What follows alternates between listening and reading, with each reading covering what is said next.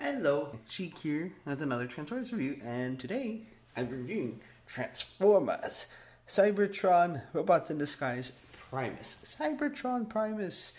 Yes, this is the Autobot's homeworld, and he turns into a giant robot. Anyway, forgot to do one of the more important things to show off the box itself.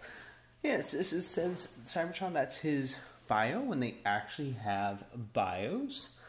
Well, this isn't specifically the bio, but there is another thing back there. There's a lot of text on this guy. So, I'll go ahead and zoom in if you guys want to read this on your own time. Okay, and for the rest of the box, the back. There we have him. Planet Key. He does turn into a battle station mode, which is kind of goofy. It's really goofy. He has glowing eyes, insert key to activate features, and the Mega Lock, something that you use to help him transform. So yeah, and then giant, huge guns, probably large enough to blow up a planet, probably more powerful than Death Star, who knows? And then tech specs: strength, unknown; intelligence, infinite; speed, 5; endurance, 10; rank, infinite; courage, 10; fire blast, 10; skill, unknown. Honestly, rank, infinite. I mean, to be fair, he is the creator god of the Transformers, at least in this continuity anyway. We can go ahead and get him out. And here we have him out of his box. Definitely quite impressive in size. Definitely not the biggest anymore, but when I was little, this was the biggest Transformer I had ever seen. Definitely don't make them like they used to, because he is sturdy, pretty sturdy. I mean, except for his like flimsy feet, which you'll see later. He does come with an instruction booklet, of course. Requires 2 AA batteries, which I have installed, and hopefully the electronic features still work, which they should, because there's no batteries in there, because, you know, did not include. Batteries still work in here, surprisingly. But then again, they're button batteries, and those things tend to last forever. But anyway, here is the product catalog. I wish they kind of did this. They don't do this anymore, really, but it was always fun, especially like when they put stuff like this on the back, where it just talks about things. You can read that if you want to. If you want to pause the screen, pause the video, whatever. Jungle Planet. And then here's some scenes talking about what happens in the show. So yeah, that's pretty cool. Definitely gonna save that booklet. Okay, how I'm gonna bring him in closer. We won't be able to see him all at one time, but so you can get a nice look at that head sculpt. I absolutely love it. It's exudes a sense of like power and authority, but also looks kind and gentle at the same time. It's very interesting. I love the gold paint, the blue, the silver for the face. His eyes light up red when they light up. It is on a rotation. It does not do a full 360. Yeah, there was like a center light in there if you're interested at all in the engineering of the figure. But anyway, the arms can go out about that far. They can go forward about that far. Can't really go back at all because of all the planet kibble in the way. He does have about a little under 90-degree bend at the elbow. He has sort of like a bicep swivel, but it's more at the elbow. And it's all on nice ratchets, as you can hear. His wrist does not rotate. It can go in, but that's for transformation. But one thing that absolutely awed me and my brother is that his fingers are individually articulated at every, well, not every single hinge, but most of them, like but I mean, it blew our minds pretty much. But still, I mean, much more articulated than most figures these days. I mean, to be fair, he was like the biggest and most expensive of the time.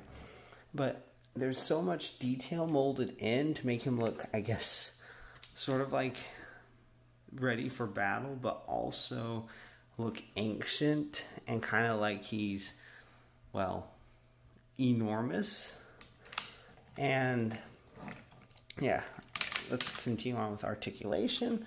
He does have a waist swivel, and it can do a full 360, which is also part of transformation. He can do the full splits, although this panel will get in the way, so you can't really do that.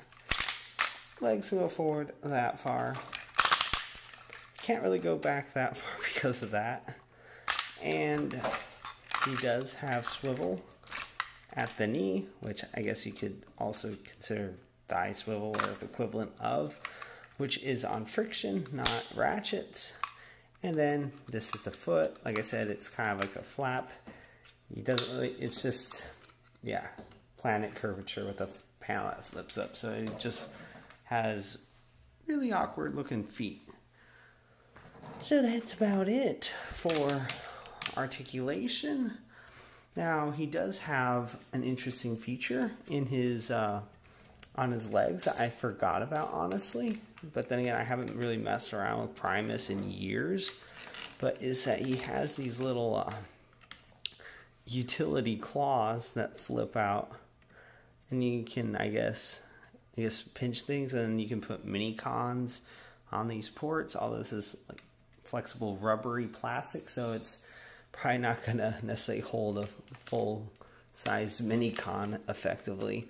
Then the Cyberplanet key right here, if you plug it into his, let's move the camera forward a little bit, into his upper forearm, rotate up, pan up, there we are, to his forearms, giant cannons I guess extend and raise up from his forearms, which I think is kind of funny, considering that if you look at him like this, it pretty much looks like he could already use it anyway. So it seems just kind of redundant, but I mean, it's kind of fun, I guess.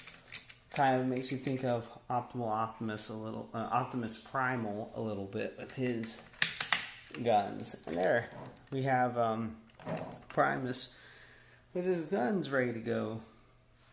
Then you can just collapse them back down and put his arms back down, and then he has shoulder rocket missile launchers, which actually do fire missiles, but I'm not going to fire them full, without catching it, because I really don't want to lose them. In that case, I should probably just remove them altogether, but why not just store them there? And then you can rotate them up if you want. If you want to have them out of the way to make him look a little less, I guess, aggressive, instead of looking like a warrior god or whatever. And I don't think you can really, let's see, maybe it's this way. There we are. You can rotate his guns away if you want, so that, like I said, he doesn't look as aggressive. But I mean, he still looks cool either way without him. I feel like he looks a little better without those giant guns. That's about it for his robot mode. So we'll go ahead and get him into his planet mode, and then from his planet mode into his battle station mode. Oh, and yes, I will do a comparison with Zeta, Core Star, whatever, as soon as I muster up the energy to actually transform him into robot mode. And for comparison, here we have him with Cell 01, aka Unicron, in his robot mode, and as you can see, he's a little, maybe about 2/3 the height of Unicron. So yeah, it's gonna be a little difficult to pose them in like a battle scene. Yeah, not sure how. That's another reason why I feel like some third-party company should remake Primus in scale with him. Quick change of plans. I'm going to take him to battle station mode, then to planet mode, because battle station mode is kind of like a midway point between planet mode. It involves using the Omega Lock to transform him. It's not explicitly required to transform him, but it is a gimmick that they decided to use. And if you'll notice, there are 4 slots. Putting things in these slots doesn't really do anything.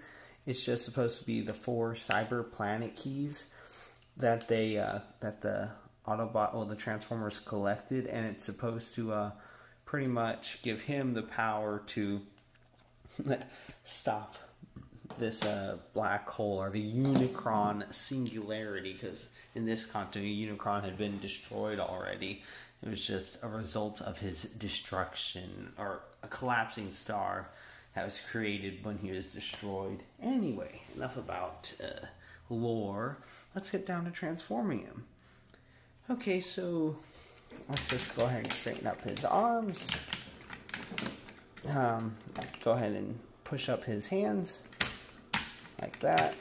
Just make sure, just kind of, and you can also go ahead and close his legs together, just like that. I mean, pretty straightforward. And then I want to put his guns up, rotate like so, and then take the Omega Lock. And that's probably one reason why you might not want to put his legs together, is that it's meant for him to stand with his legs slightly spread. Not quite like this, but you push it in and you know it's in there when the light's on. And then you just slide down like that, and it pulls out. I mean, if you really want to, you could probably just shove your finger in there, slide it up, or push up on it, rather than using the Omega Lock if you lose it, or if you're just lazy, or don't feel like using the Omega Lock for whatever reason. And then, since we're turning into battle station mode, there's no point, in my opinion, really doing the other part yet that you use the Omega Lock for. Just rotate him around, do a 180, close up his feet, and then just lay him down. Let's pan camera down, and then use the Omega Lock. Although you don't have to, like I stated, you just angle it a little further down, remove Omega Lock, reinsert Omega Lock, and then rotate down, and then back here, rotate the gun down, and rotate up, rotate, flip up, and here we have him in his battle station mode. And I suppose you could also pop out his cannons if you want, but yeah, it's pretty much him laying down. Pretty much that's what it is. But I mean, it's, for what it is, it's okay. It's not bad. Okay, one last thing. Okay, there we are. That just gets it to sit down a little bit further. And then you can turn that. It's all up to you, because I mean, this part is going to get in the way of these guns, obviously. But I mean, for what he is, and when he was made, I think he's really good. Really cool. Okay, and also, there's a nostalgia factor, so of course I'm going to think he's cooler than probably is warranted. So to get him the planet, just rotate these down, rotate the guns in. You don't necessarily have to do it in that order, but just rotate them in. And then you can put the Omega Lock in, rotate around. And another thing about the Omega Lock, using the Omega Lock rather than your hand, is that you're less likely to go too far, because you'll feel the resistance a little bit more. And also it's really cool turning it the opposite direction of what this is doing. So that's kind of cool. And then next step, pretty much collapse those in. And then just lots of loud, sturdy ratchets. Just pretty much collapse his legs over the rest of his body, and of course close them up, make sure everything's all nice and lined up, because they sometimes have a tendency to not do what you want. Of course, once they're on camera, they don't want to cooperate. But as you can see, he's already starting to turn into just a giant ball. And close this panel down, and these are warped slightly, probably from sitting for years in a box. And the last thing you do, put in the Omega lock and slide forward. And here we have him in his ball mode or planet mode. He does look okay. If you're thinking of him as the planet Cybertron rather than a ball, okay, he does look pretty cool. Not 100% accurate to the show or the all the lore or all the original artwork and stuff, but it definitely looks like a planet that Transformers probably came from. Obviously, there wouldn't be giant hands and giant cannons visible like that, but the thing that I do love the detail is all these cities and buildings.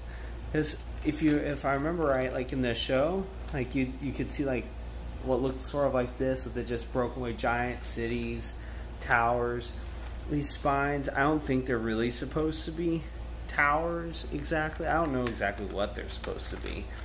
And as you can see, this part just isn't quite sitting right. I think probably just one of the ratchets probably isn't quite where it needs to be, but let's see, hang on.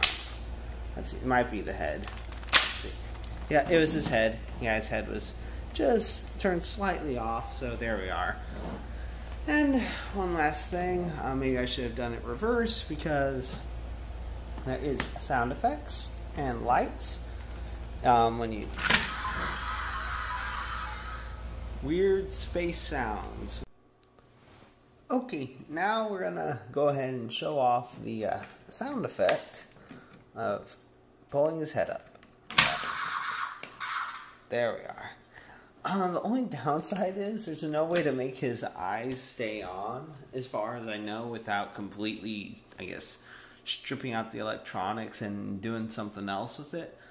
But other than that, I mean, that's pretty cool, I guess. I remember wigging out about it so much as a kid.